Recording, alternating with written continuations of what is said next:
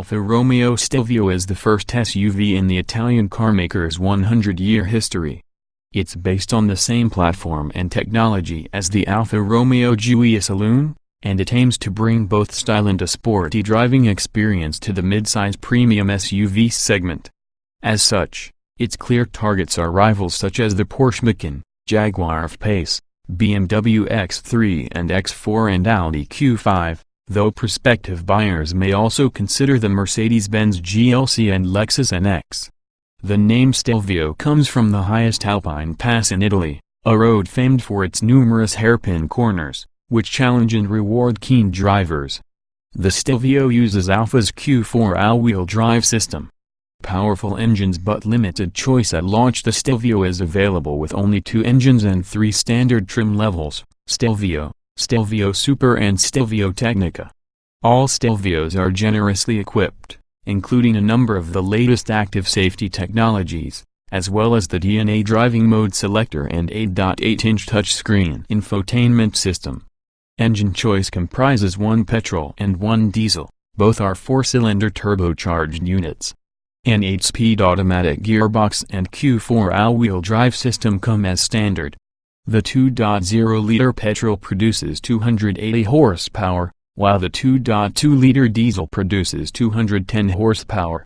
Performance is certainly brisk, with 0-62 miles per hour taking as little as 5.7 seconds and top speed rated at up to 143 miles per hour. Both represent attractive proposition, though most will likely choose the additional economy of the diesel over the extra performance of the petrol.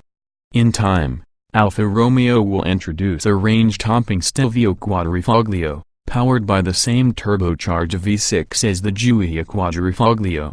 This promises to be very fast indeed. A 180 horsepower rear-wheel drive-only version of the 2.2-liter diesel, and a 200 horsepower 2.0-liter petrol are also planned for the future. Alfa Romeo Stelvio has to be among the prettiest SUVs. While you wouldn't necessarily equate a car of these ungainly proportions with decent looks, Alfa's design department has been doing what it does best, and the result is a machine that looks, well, not half bad. It's certainly up there in the aesthetic arena with the Porsche Macan and Renault's Kadjar, 2 cars we'd say are the better looking of the SUVs on sale. What's in a name? Ensuring that it handles the corners as well as the straights, Alfa Romeo has given the Stelvio particularly sharp steering, far sharper than any other SUV, and a sophisticated Alfa-Link suspension design. Both aspects are similar to the Giulia, but redeveloped for the extra mass and increased ride height of an SUV. The results are impressive, as the Stelvio does a great job of resisting body roll. But the firmness necessary to achieve this does come at the cost of some ride comfort. Interior quality isn't quite up with the best in the class, and most competitors offer a greater number of high-tech options.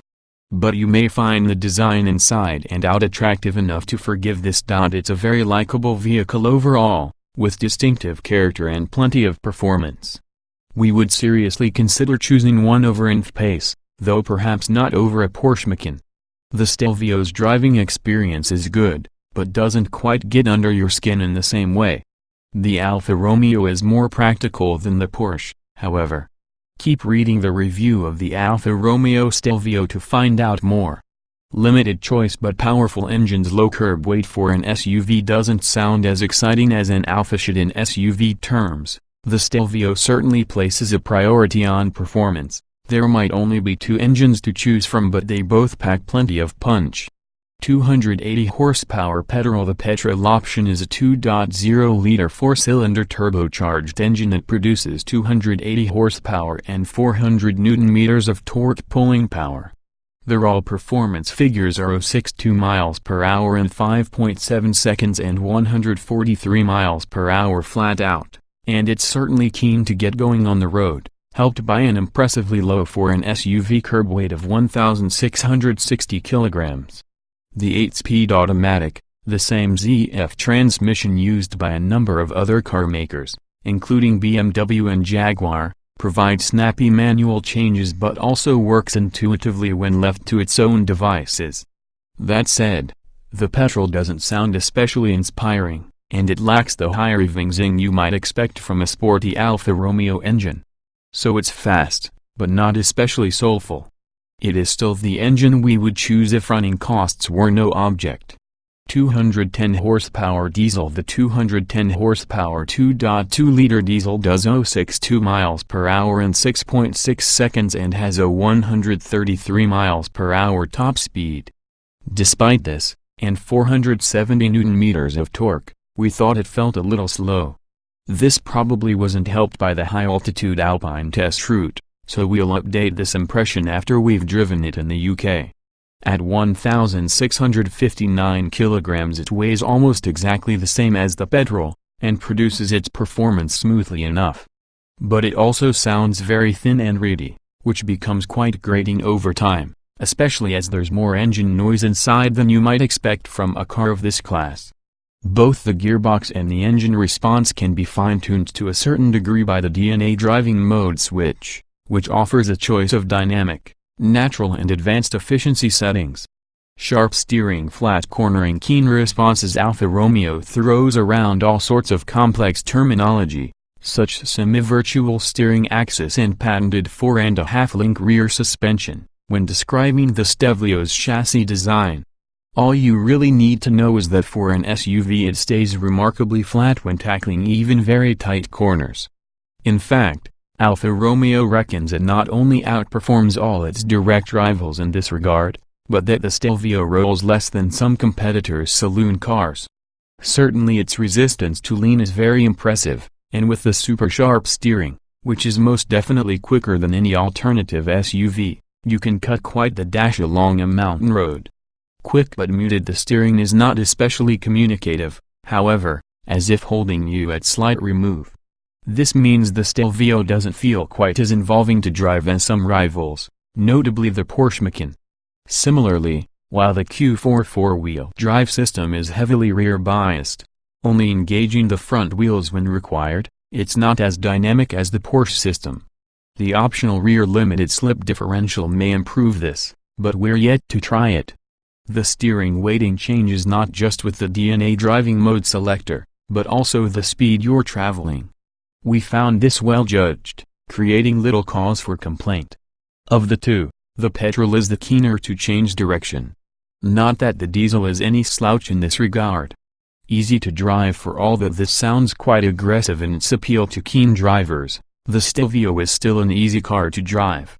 With good visibility and very light steering at low speeds, it is straightforward to maneuver around town.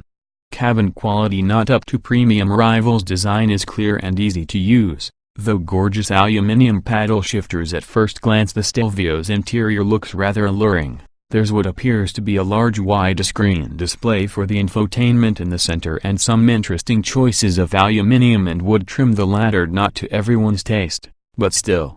Get closer, however, and the quality sadly seems more Superman-y than premium exec, if at least on par with the Jaguar F-Pace, and you realize that the limited amount of button clutter is because it doesn't really have that many toys. Plus the screen isn't as big as it seems, as there's a large bezel on either side of the square display area. Still, the rotary controller makes the infotainment system easy to navigate and the menu system is easy to understand. Shame the gloss top of the controller is a magnet for fingerprints, and the rotating mechanism doesn't feel as premium as rival equivalents from BMW and Audi. The uncovered, but illuminated, USB port positioned off-center in the middle console seems haphazard as well. On a more positive note, the vast, column-mounted paddle shifters for the automatic transmission are gorgeous pieces of aluminum art, making an already great gearbox a pleasure to use. Firm suspension. Diesel comfort is best. But its refinement could be better. This is where you start to pay the price for that keen cornering capability. To keep a big, tall car like the Stelvio upright in the turns you need firm suspension, and this does have an impact on ride comfort. Diesel does it better. Driving on launch in Italy, the diesel we drove felt impressively well damped at first, especially considering it was fitted with larger 19-inch alloy wheels. 17-inch and 18-inch are standard, depending on trim level. However, On less pristine surfaces it began to exhibit a jiggling sensation that, if not actually uncomfortable, certainly veered strongly towards the annoying. And we fear that such surfaces are similar to the kind you get far more commonly in the UK. By comparison, the petrol, also on 19-inch wheels, immediately felt firmer, more uncompromising, and more unsettled at the back. The petrol is dynamically superior to the diesel, so this makes some sense. But it will be less comfortable in the UK. Noisy. We've already mentioned that the engines aren't particularly nice sounding in the performance section, and that you can hear a little too much of the diesel for a premium car. Both the Stelvios we've tested so far have also suffered for a high degree of wind noise, seemingly caused by poor seals around the windows. Road noise is well suppressed, though, even on the optional 19-inch alloy wheels. 3 well-equipped trim levels. Even if sedan isn't standard on 2 of them, personalization includes luxury and sport packs. The Stelvio comes in 3 standard trim specifications: plain Stelvio, Stelvio Super and Stelvio Tecnica, the latter available exclusively with the diesel engine and aimed specifically at business users. Indeed, it's called the Stelvio Business in other parts of Europe.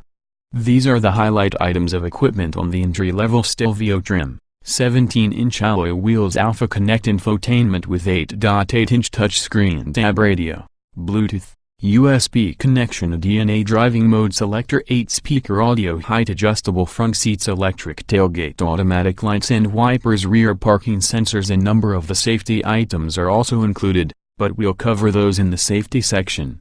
Upgrade to the Stelvio Super, which is expected to be the best seller, and you get these additional items.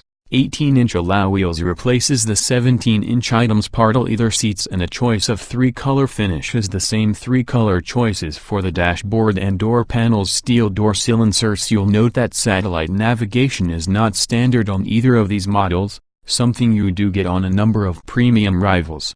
Similarly, there are no LED headlight options at all. The best lighting solution Alfa Romeo offers is the older Bixenon technology.